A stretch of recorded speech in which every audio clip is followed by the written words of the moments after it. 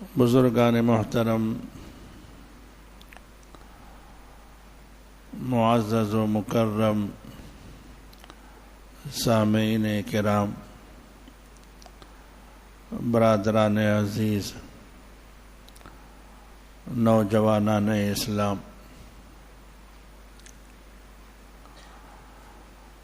اللہ تبارک و تعالی نے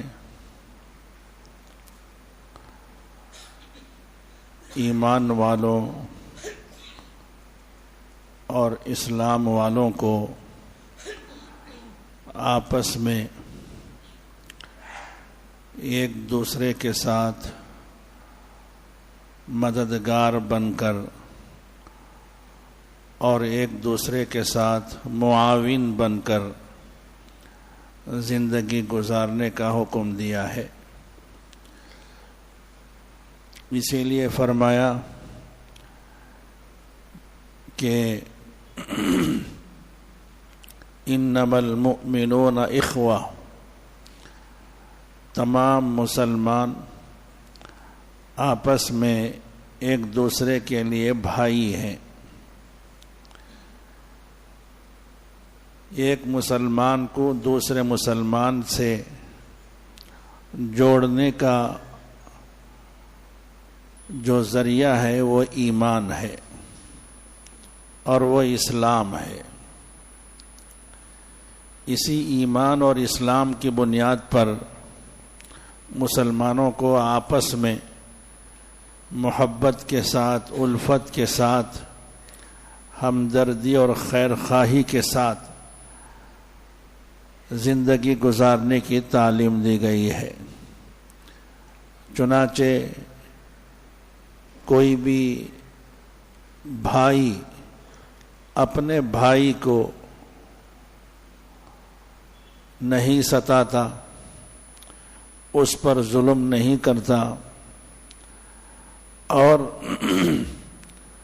بلکہ ایک مسلمان بھائی دوسرے مسلمان بھائی کی بھی مثال اسی طرح ہے جیسے حقیقی بھائی ہو۔ جیسے ایک حقیقی بھائی اپنے حقیقی بھائی کی مدد کرتا ہے اور اس کا معاون بنتا ہے، اس کا خیر خواہ بنتا ہے، تو اسی طرح مسلمانوں کو آپس میں ایک دوسرے کے ساتھ جڑ کر رہنے کی ہدایت ہے۔ چنانچہ حدیث میں آتا ہے، رسول پاک صلی اللہ علیہ وسلم نے فرمایا کہ مسلمان آپس میں ایک دوسرے کے بھائی ہیں۔ المسلم اخو المسلم لا یظلمہ ولا یسلمہ، کوئی بھی مسلمان دوسرے مسلمان پر ظلم نہیں کر سکتا، کوئی بھی مسلمان دوسرے مسلمان کو ظلم کے حوالے نہیں کر سکتا۔ کسی پر ظلم ہو رہا ہو مسلمان بھائی پر تو دوسرا مسلمان دیکھ کر خاموش نہیں رہ سکتا۔ وَمَنْ كَانَ فِي حَاجَةِ أَخِيهِ كَانَ اللَّهُ فِي حَاجَتِهِ، جو بھی مسلمان اپنے بھائی کی ضرورت اور حاجت میں جب تک لگا رہے گا، اللہ تعالیٰ اس مدد کرنے والے کی حاجت میں رہیں گے، اس کی حاجت میں لگے رہیں گے، اس کی ضرورت کو پورا کریں گے۔ وَمَنْ فَرَّجَ عَنْ مُسْلِمٍ كُرْبَةً فَرَّجَ اللَّهُ عَنْهُ كُرْبَةً مِنْ كُرَبِ يَوْمِ الْقِيَامَةِ، جو کوئی بھی مسلمان اپنے مسلمان بھائی کی کسی مصیبت کو، کسی تکلیف کو، کسی پریشانی کو دور کرے گا تو اللہ تعالیٰ اس کی پریشانی کو دور کریں گے۔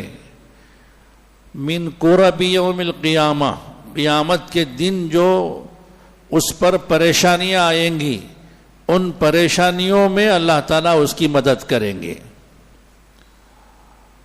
ومن ستر مسلما سترہ اللہ، جو کوئی بھی کسی مسلمان کا عیب چھپائے گا اللہ تعالیٰ اس کا عیب چھپائیں گے یوم القیامہ، قیامت کے دن، او کما قال علیہ الصلاۃ والسلام۔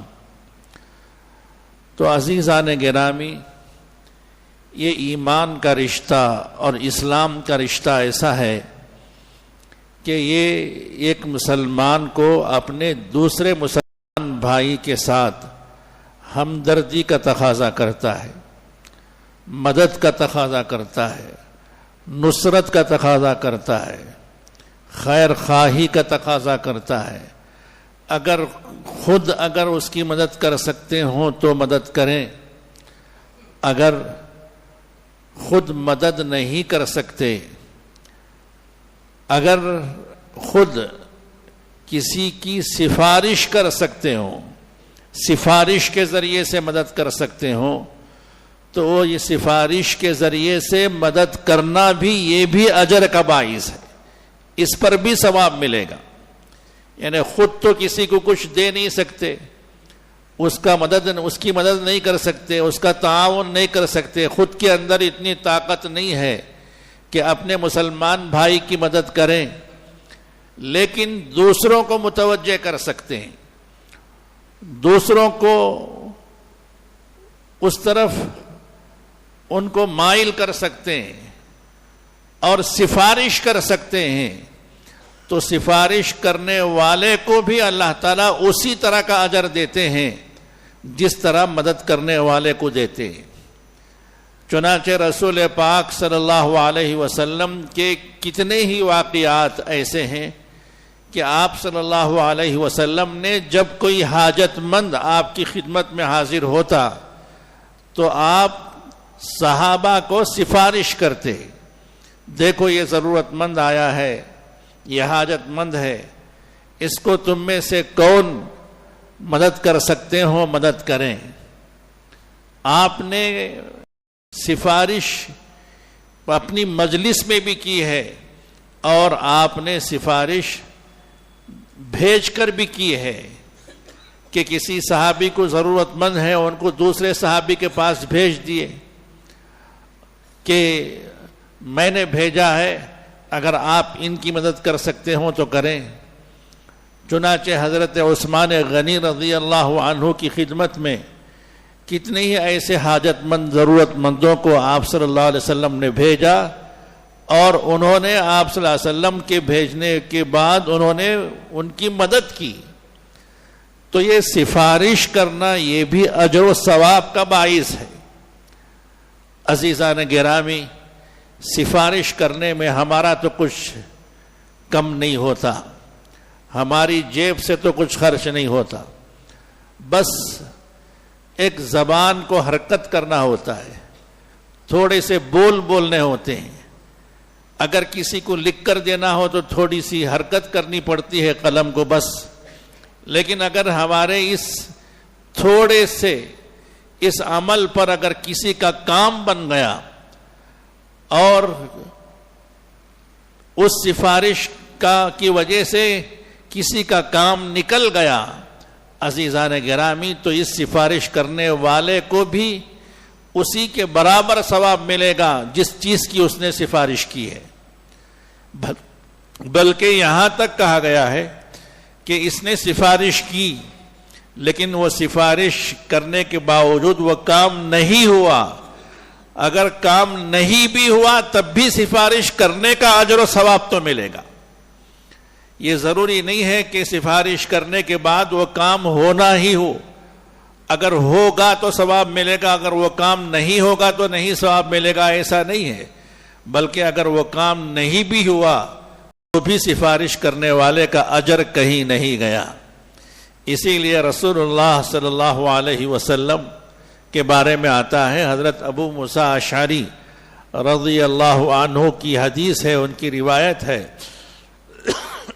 کان النبی صلی اللہ علیہ وسلم اذا اتاہ طالب حاجت، جب رسول اللہ صلی اللہ علیہ وسلم کی خدمت میں کوئی ضرورت مند آتا تو اقبل علی جلسائہ، آپ صلی اللہ علیہ وسلم اپنے ساتھ بیٹھے ہوئے صحابہ کی طرف متوجہ ہوتے اور فرماتے اشفعوا توجروا، تم لوگ سفارش کرو تاکہ تم کو اجر ملے۔ ارے ایک ضرورت مند آیا ہے، اس ضرورت مند کی تم لوگ جو بیٹھے ہوئے ہو تم مجھ سے سفارش کرو کہ اے اللہ کے رسول یہ ضرورت مند ہیں، ان کا آپ کام کر کے دیجئے، ان کی آپ ضرورت کو پورا کیجئے، ان کی مدد کیجئے، ایسا تم لوگ کہو مجھ سے، اور ہوگا وہی وَيَقْضِي اللَّهُ مَا شَاءَ،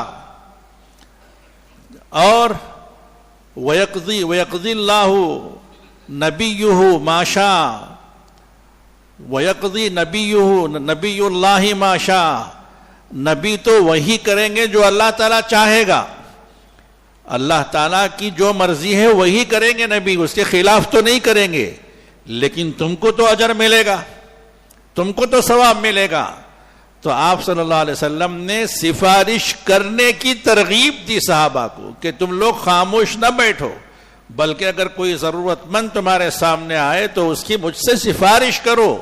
سفارش کرنے کے نتیجے میں کیا ہوگا؟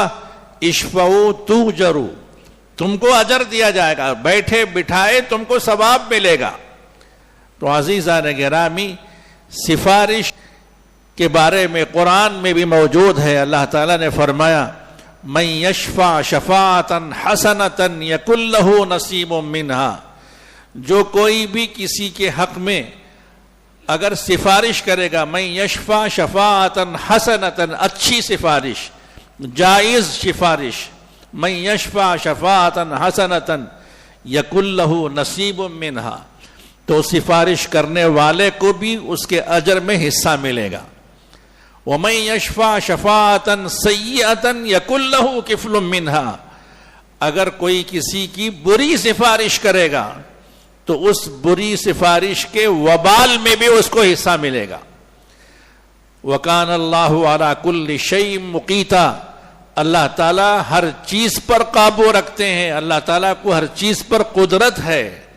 عزیزان گرامی، اس سے معلوم ہوا کہ سفارش اچھی بھی ہوتی ہے، سفارش بری بھی ہوتی ہے، سفارش جائز بھی ہوتی ہے، سفارش ناجائز بھی ہوتی ہے۔ اگر جائز سفارش ہے تو ثواب ملے گا، اگر ناجائز سفارش ہے تو پھر گناہ میں وہ بھی شریک ہو جائے گا۔ مثال کے طور پر اگر کسی نے سفارش کی کسی کے بارے میں کہ یہ بیچارے مقروض ہیں، ان کے اوپر قرض کا بوجھ ہے اور یہ پریشان ہے قرض ادا کرنے کے لیے، آپ تھوڑی ان کی مدد کر دیجئے۔ اگر آپ ہو سکتا ہے تو میری یہ سفارش ہے کہ میں آپ سے سفارش کرتا ہوں کہ نیک آدمی ہیں، بہت دنوں سے اپنے قرض کی ادائیگی کے لیے کوشش کر رہے ہیں، آپ ان کی مدد کر دیجئے، یہ اچھی سفارش ہے۔ اب یہ سفارش کرنے والے کو اللہ تعالیٰ اجر دیں گے، چاہے اس کی سفارش سے کام بنے یا نہ بنے، لیکن اجر تو ضرور مل جائے گا۔ اسی طرح اگر کسی نے بری سفارش کی، مثال کے طور پر اگر کسی نے موقع ہے گواہی دینے کا، یا کوئی وکیل ہے یعنی کوئی لائر ہے، لائر کو کسی نے یہ سفارش کی کہ فلاں صاحب آپ کے پاس اپنا یہ مقدمہ لے کر آئیں گے، اپنا کیس لے کر آئیں گے، تھوڑا تم اگرچہ کہ وہ ناحق پر ہیں، وہ باطل پر ہیں، لیکن تم ان کو ان کی طرف توجہ کرنا اور ان کو جیت دلانا اور ان کا کام بنانا۔ اب یہ سفارش ہے، یہ سفارش ناجائز سفارش ہے، تو اس سفارش پر اللہ تعالیٰ سفارش کرنے والے کو بھی گناہ دیں گے، گناہ ملے گا سفارش، اس لیے کہ یہ جو سفارش کر رہا ہے یہ برائی کی سفارش کر رہا ہے۔ اسی طرح جعلی سرٹیفکیٹ ہے، بعض اوقات سرٹیفکیٹ کی ضرورت پڑتی ہے کسی کو، اس میں دھوکے سے، حالانکہ وہ واقعہ ویسا نہیں ہوتا، اس کے برخلاف لکھواتے ہیں۔ بیمار نہیں ہے مثال کے طور پر، ڈاکٹر کے پاس جا کر جھوٹی سفارش لکھواتے ہیں کہ تم سفارش لکھ کر دو کہ میں فلاں بیماری میں مبتلا تھا، اس لیے میں کام پر نہیں آیا، ڈیوٹی پر نہیں آیا۔ اب یہ جو سفارش جو یہ ڈاکٹر لکھے گا تو یہ جھوٹی سفارش ہوگی، حالانکہ ڈاکٹر اچھی طرح جانتا ہے کہ یہ صحت مند ہے، صرف اس کی لیو کے لیے، صرف اس کی چھٹی کو کام میں لانے کے لیے یا اس کی چھٹی کی تنخواہ اس کو دلوانے کے لیے یا کوئی بھی کام کروانے کے لیے اس طرح کی جھوٹی سفارش کرنا، یہ بھی اس کے وبال میں آتا ہے۔ وَمَن يَشْفَعْ شَفَاعَةً سَيِّئَةً يَكُن لَّهُ كِفْلٌ مِّنْهَا۔ اسی طرح اسکولوں، کالجوں اور یونیورسٹیوں کے پرچوں کی جانچ کرنے والے ہوتے ہیں کچھ لوگ، ان کے امتحانات میں اور ایگزام پیپرز کی جانچ کرتے ہیں، نمبر لگاتے ہیں کہ ڈگری کا پرچہ ہے ڈگری پڑھنے والوں کی یا کہ کالج یا اسکول۔ اب اس ایگزام پیپر چیک کرنے والے سے یہ کہنا کہ دیکھو ہمارا فلاں آدمی ہے، اس کا نمبر یہ ہے، جب اس نمبر کا جب پرچہ آئے تو تم اس کے ساتھ نمبر زیادہ دے دینا اور اس کو کامیاب کر دینا، حالانکہ وہ کامیاب ہونے کے قابل نہ ہو تو بھی اس کی سفارش کرنا۔ عزیزان گرامی، یہ بھی بری سفارش ہے، اس سفارش پر اس کو گناہ ملے گا۔ تو اس لیے فرمایا وَمَن يَشْفَعْ شَفَاعَةً سَيِّئَةً يَكُن لَّهُ كِفْلٌ مِّنْهَا۔ ہم لوگوں کو ان سب چیزوں کا علم نہیں ہے، اس لیے کتنے ہی معاملات ایسے ہیں کہ ہم جھوٹی سفارش میں ہم بھی مبتلا ہو جاتے، ہم کو پتہ ہی نہیں چلتا، اور اس کے نتیجے میں ہمارے سر پر گناہوں کا وبال آ جاتا ہے۔ اسی لیے قاضی جو ہوتا ہے، جو جج جو ہوتا ہے، فیصلہ کرنے والا، اس کے لیے یہی حکم ہے کہ وہ جب تک دونوں فریق، دونوں آپس میں لڑائی کرنے والے جب تک دونوں اس کے سامنے نہ آ جائیں، اس وقت تک دونوں کے معاملات نہ سنیں۔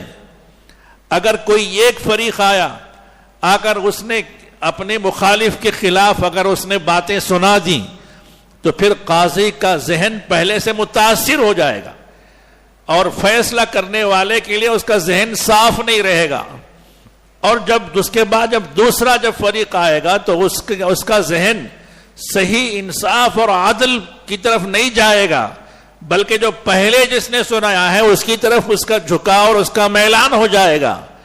اس لیے فرمایا گیا کہ جب کوئی قاضی ہو یا جب کوئی جج ہو، فیصلہ کرنے والا، انصاف کرنے والا، اس کے لیے چاہیے کہ وہ دونوں فریقوں کو اور دونوں پارٹیوں کو سامنے بلائے اور سامنے بلا کر سنے، تاکہ کسی ایک کی طرف میلان نہ ہو جائے، دل کا میلان اور جھکاؤ نہ ہو جائے، اور کہیں انصاف کے بجائے کہیں کسی پر ظلم نہ ہو جائے۔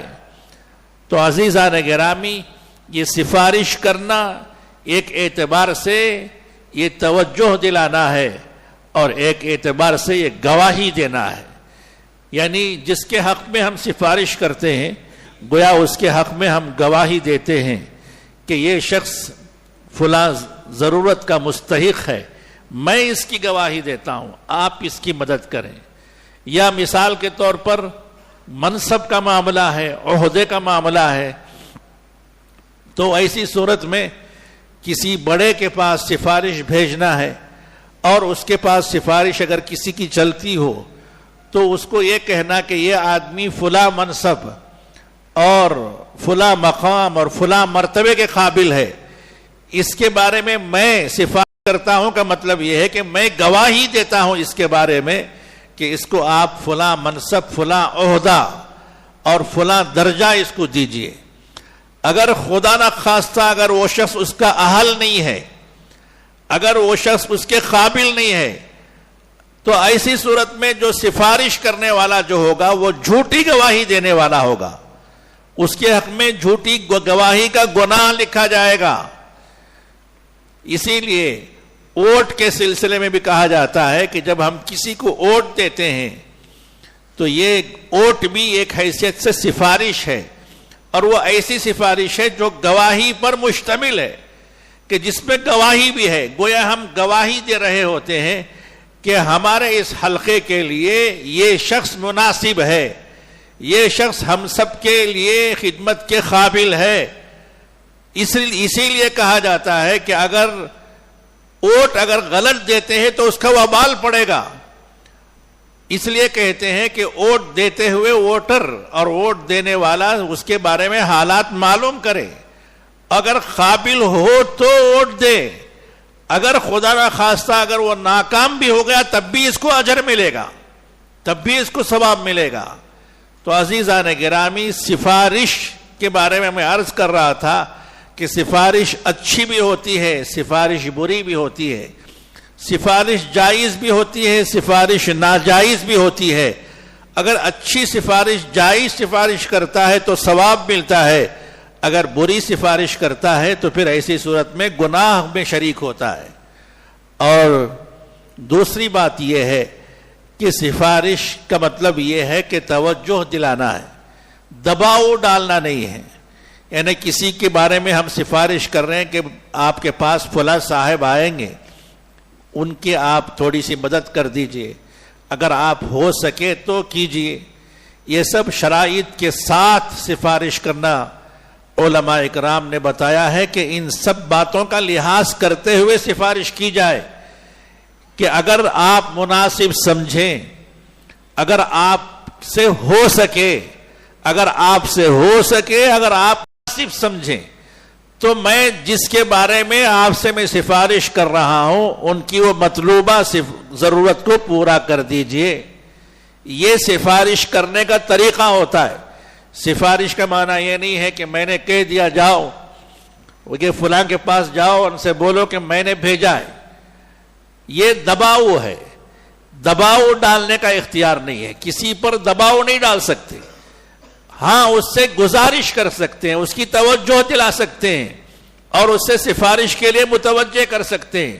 اور اس کے لیے الفاظ بھی تھانوی رحمت اللہ علیہ سے اگر کوئی سفارش کرنے کے لیے کہتا تو حضرت سفارش میں اسی طرح کے جملے لکھواتے تھے کہ میں نے فلاں صاحب کو آپ کے پاس بھیجا ہے, اگر آپ سے ہو سکے, اگر آپ کے پاس سہولت ہو اور اگر آپ مناسب سمجھیں تو میں جس کے بارے میں سفارش کر رہا ہوں اس کی ضرورت کو آپ پوری کر دیں.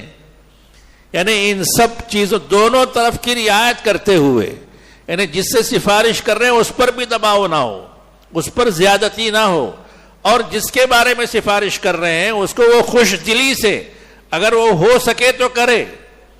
اور تیسری بات یہ ہے کہ اگر کسی نے کسی سے سفارش کی اور جس سے سفارش کی گئی اگر اس نے اس سفارش کو پورا نہیں کیا تو پھر سفارش کرنے والے کو اس کا برا نہیں ماننا چاہیے. یہ نہیں کہنا چاہیے اور یہ نہیں سوچنا چاہیے کہ میں نے بھیجا تھا اس کے پاس فلاں کام کے لیے اور میری کوئی عزت نہیں رکھا اور میری بات اس نے نہیں رکھا. اس کو عزت کا مسئلہ نہیں بنانا چاہیے, اس کو اپنی انانیت کا مسئلہ نہیں بنانا چاہیے. بس توجہ دلانا ہے, توجہ دلا دیے. سامنے والا جس کو توجہ دلائی گئی ہے چاہے وہ ضرورت پوری کرے یا پوری نہ کرے اس کا اختیار ہے. اور اس کو لے کر خود ناراض ہو جانا اور خود خفا ہو جانا اور خود یہ سمجھنا کہ میری کوئی عزت نہیں رہی اس کے پاس, عزیزان گرامی اس کا بھی اس کو اختیار نہیں ہے کہ میں بڑا آدمی ہوں, میں محلے کا بڑا ہوں, میں خاندان کا بڑا ہوں اور میری عزت ہے, میں جہاں بھی میں کوئی بات کہہ دیتا ہوں وہ کام ہو جاتا ہے. لیکن اس نے میری یہ بات نہیں مانی, میں نے بھیجا تھا فلاں شخص کو کہ فلاں شخص کو میں نے بھیجا تھا تو اس نے میری طرف نہیں دیکھا اور وہ اس کو ویسے ہی خالی ہاتھ بھیج دیا. عزیزان گرامی نہیں, اس کا اختیار نہیں ہے. کسی کو کسی پر دباؤ ڈالنے کی اجازت نہیں ہے. رسول پاک صلی اللہ علیہ وسلم کے زمانے میں خود آپ کے ساتھ واقعہ پیش آیا ہے. حضرت مغیث رضی اللہ عنہ کا نکاح ہوا تھا حضرت بریرہ رضی اللہ عنہ سے. حضرت بریرہ رضی اللہ عنہ ایک یہودی کے یہاں کام کرتی تھی, باندھی تھی, اور اس یہودی نے حضرت مغیث سے نکاح کر دیا تھا جب وہ باندھی تھی. نکاح ہو گیا اور زندگی گزر رہی ہے.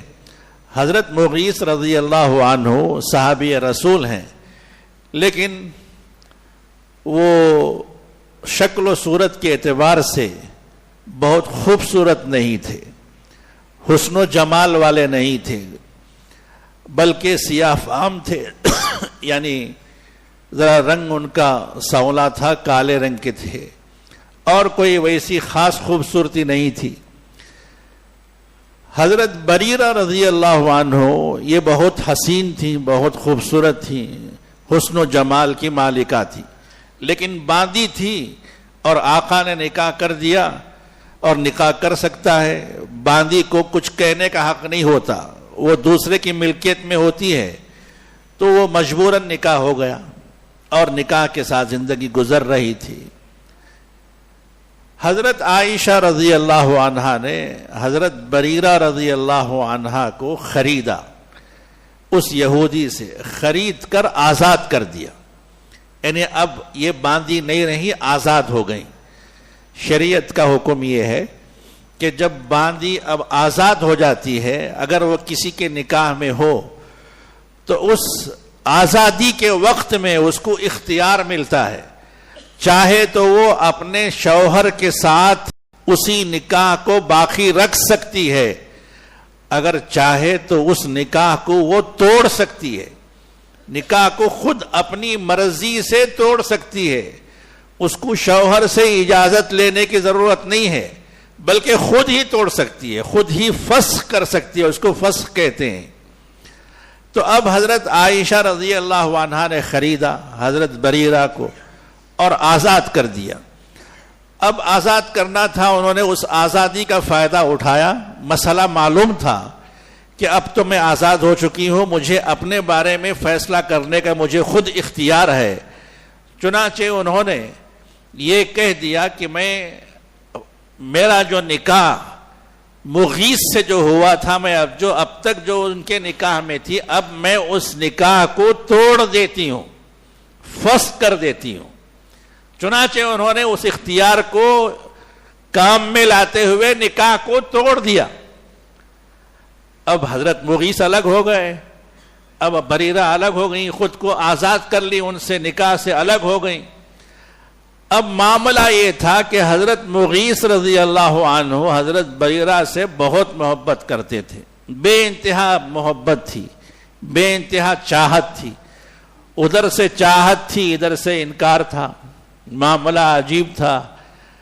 اب وہ منانے کے لیے پیچھے پیچھے جاتے تھے. حدیث میں ہے موجود کہ گلی میں حضرت بریرہ کے پیچھے پیچھے جاتے تھے اور روتے جاتے تھے، اور اتنا روتے تھے کہ آنسوؤں سے ان کی داڑھی تر ہو جاتی تھی، داڑھی بھیگ جاتی تھی، اور کہتے تھے کہ تم جو نکاح کو جو تم نے توڑ دیا ہے، پھر تم اس نکاح کو واپس اسی حالت میں لا لو اور مجھے اپنے نکاح میں لے لو. یہ کہتے جاتے تھے، گلی کوچے میں روتے جاتے تھے اور گزارش کرتے جاتے تھے، منت کرتے جاتے تھے، اور اس طرح منانے کی کوشش کرتے جاتے تھے.